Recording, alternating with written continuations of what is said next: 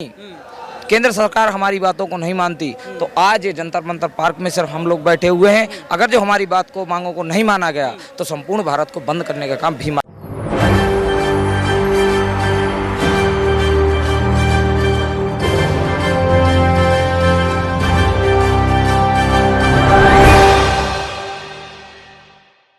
नमस्कार, मैं दौलत शर्मा और आप देखना शुरू कर चुके हैं SPN9 न्यूज़। चंद्रशेखर आज़ाद रावण के ऊपर जानलेवा हमला होता है, उनके ऊपर दिन दहाड़े कई राउंड की फायरिंग की जाती है। सारी पोल यहाँ पे योगी प्रशासन की, योगी पुलिस की खुल जाती है कि आखिर कितनी मुस्तैद वो दिखती है, जितनी मुस्तैद वो एडवर्टाइजमेंट में या फिर कह लीजिए उनके मुख्यमंत्री के स्पीच में जितनी मजबूत दिखाई देती है, लेकिन उतनी मजबूत मौके पर नहीं दिखाई दी। और अब उसको लेकर CBI जाँच की मांग लगातार उठ रही है और यहाँ पर दिल्ली के जंतर मंतर पर चंद्रशेखर आजाद और उनके समर्थक पहुंच चुके हैं और लगातार प्रतिक्रिया दे रहे हैं कि यहां पर CBI जांच हो, क्योंकि यहां पर जो है जानबूझकर और यहां पे साजिश है बीजेपी के गुंडों की। जो उनके समर्थकों का कहना है कि यहां पर बीजेपी के लोगों की साजिश है और यहां पर साजिश के तहत चंद्रशेखर आजाद के ऊपर हमला करवाया गया है। पहले आपको सुनाते हैं कि उनके समर्थक क्या कहते हैं।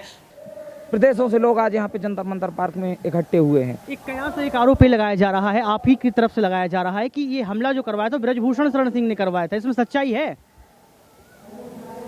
हम इसी बात को लेकर सर यहाँ प्रोटेस्ट कर रहे हैं। हमें पता है इस बात में सच्चाई है। अगर जो जिन लोगों को यकीन नहीं है इस बात में तो करवाए ना सरकार CBI जांच। क्यों नहीं करवा रही? हम तो बार बार इस चीज को लेके यहाँ प्रोटेस्ट में बैठे हुए हैं और बार बार इस चीज को बोल रहे हैं कि अगर आपको लगता है कि हम आरोप लगा रहे हैं तो आप केंद्र में हैं, आपके पास शासन सत्ता की ताकत है, आप करवाइए CBI जांच। क्यों नहीं करवा रहे? गठबंधन हो गया, आपने देखा इंडिया उसको नाम दे दिया गया, लेकिन वहां पर कहीं भी चंद्रशेखर आजाद दूर दूर तक देखने को नहीं मिले। क्या चंद्रशेखर आजाद इतने अहंकार में हैं या फिर इतनी जड़ें मजबूत कर चुके हैं कि अकेले जो है 80 लोकसभा सीटों को भेज लेंगे उत्तर प्रदेश की? ये सर राष्ट्रीय कोर कमेटी जो आजाद समाज पार्टी है उसका फैसला है। जो पार्टी आदेश करेगी, भीम आर्मी और आजाद समाज पार्टी के कार्यकर्ता होने के नाते। आप हंस रहे हैं, मुझे ये बताइए गठबंधन का क्या लगता है आपको? गठबंधन कर लेंगे क्या? भाजपा के साथ चले जाएंगे या फिर मायावती के साथ जुड़ जाएंगे? मरते दम तक नहीं। अच्छा, मरते दम तक नहीं। भाजपा के साथ तो समझौता नहीं। तो किसके साथ समझौता?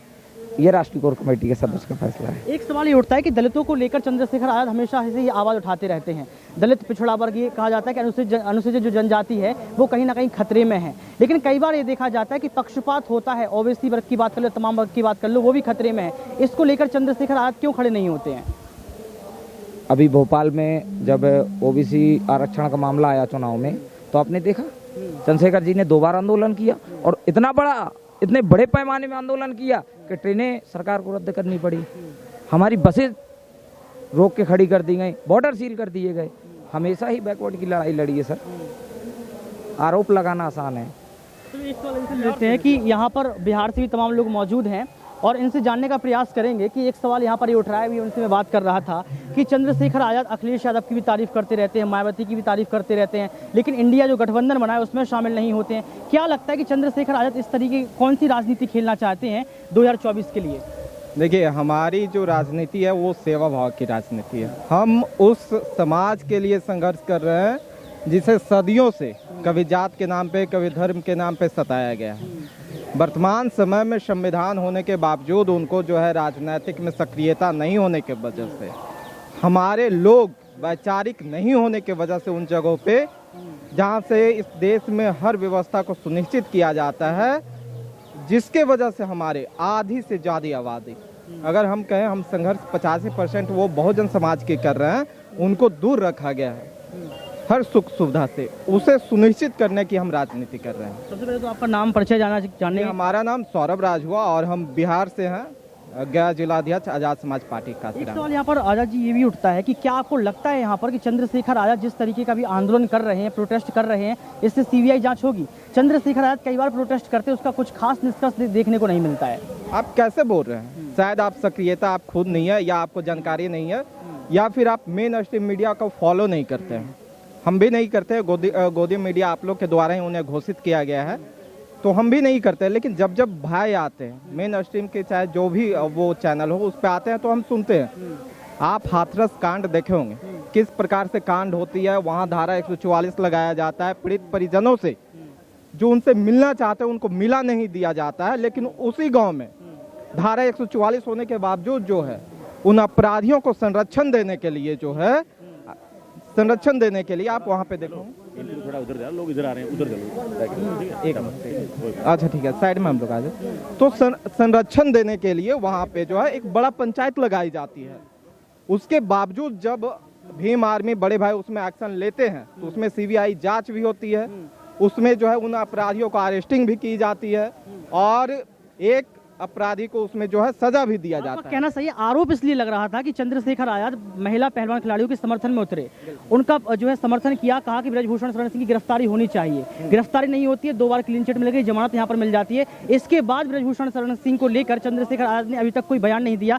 तब यहाँ पर ये सवाल खड़ा हो रहा है कि जो यहाँ पर चंद्रशेखर आजाद हैं, जो महिलाओं के मसीहा कहे जाते हैं, वो क्यों अब आवाज नहीं उठा रहे, क्यों शांत रहेगा ब्रजभूषण शरण सिंह को लेकर? ये सवाल इसलिए था सर आपसे। आप देखिए, अगर आप सिर्फ एक पार्टिकुलर केस की बात कर रहे हैं तो जहां पे एफआईआर नहीं हो रही थी, भाई के इन्वॉल्वमेंट के बाद एफआईआर होती है।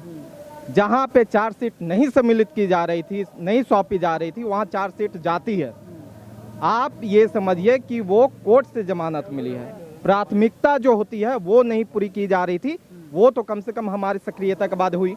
ये हमारी ताकत है। अब चुनाव को लेकर थोड़ी चर्चा कर लेते हैं यहाँ पर कि 2024 का जो लोकसभा चुनाव नजदीक है। ये कहा जाता है कि चंद्रशेखर आजाद एक ऐसे नेता हैं, युवा नेता हैं, जो आक्रोशित हैं, आंदोलित हैं और कहीं ना कहीं ये M22 समीकरण को तोड़ना जानते हैं, यानी कि खुद जो है जमीनी स्तर पर काम करना जानते हैं। आपको लगता है कि आसान है M22 समीकरण यानी कि मुस्लिम और यादव समीकरण को तोड़ना? बिल्कुल आसान है। देखिए, आप अगर आज के मुसलमानों को देखेंगे तो वो सिर्फ ठगे गए, वो चाहे कांग्रेस के द्वारा हो या छोटी छोटी क्षेत्रीय पार्टी। हम बिहार से आते हैं, M22 समीकरण की आप बात करें, बहुत अच्छे से उसको हम जानते हैं। बिहार में M22 समीकरण के बदौलत ही कई पार्टियां जो है कई सालों तक, कई टर्म जो है वहाँ पे सत्ता और शासन में रही, लेकिन वहाँ के मुसलमानों ने ये समझा, आभास हुआ उनको कि हमारी सिर्फ उपयोग की जाती है। बड़े बड़े उनके नेताओं की हत्या होती है, कोई साक्ष्य लेने वाले नहीं है, कोई उनके साथ खड़े होने वाले नहीं है।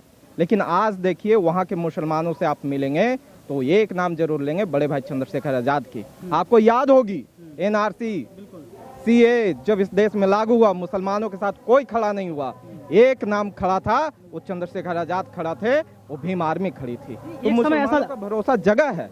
और जहाँ तक बात रही यादवों की, हमारा बिहार जो है यादव बहुत संख्यक राज्य है, वहाँ पे भी हमारे यादव समाज के बहुत सारे लोग जो है भीम आर्मी आजाद समाज पार्टी पे भरोसा जता रहे हैं। एक सवाल यहाँ पर ये उठ रहा था कि चंद्रशेखर आजाद के जो संबंध हैं वो कहीं ना कहीं जो क्षेत्रीय दलों के साथ काफ़ी अच्छे हैं। लग रहा था कि क्षेत्रीय दल एक साथ आकर यहाँ पर भाजपा सरकार को चुनौती देंगे, लेकिन जो क्षेत्रीय दल 26 जो अभी पार्टियां एक साथ मिली हैं उसमें चंद्रशेखर आजाद कहीं कहीं नहीं दिखे। तो ऐसा लग रहा था कि चंद्रशेखर आजाद को छोड़ दिया गया, ऐसे समझ के कि इनका अस्तित्व नहीं है। क्या आपको लगता है कि ये जो इंडिया बना है उसका अहंकार है? हम जो है ना, नदी नहीं हमें बनना है, हमें नदी नहीं, हमें समंदर बनना है।